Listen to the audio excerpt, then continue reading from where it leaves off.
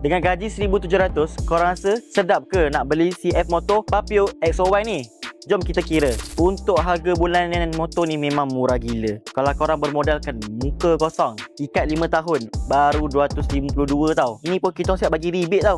Untuk road tax dan insurans pula, sebab motor ni dia punya enjin dia 115cc. Setahun dalam 300.5, so sebelah kau kena prepare RM30 je. Untuk minyak pula, sebab tangki motor ni 7 liter. Jadi sebulan kau kena prepare dalam RM60 je. Untuk servis minor pula, setiap 3,000 km, murah weh, RM50 je. Tapi kalau korang nak bahagikan juga dengan 2 bulan, RM25 je sebulan. Untuk wear and tear pula, kalau tayar depan belakang ni murah je, 200.5. Jadi sebulan kau kena prepare, RM21 je ringgit.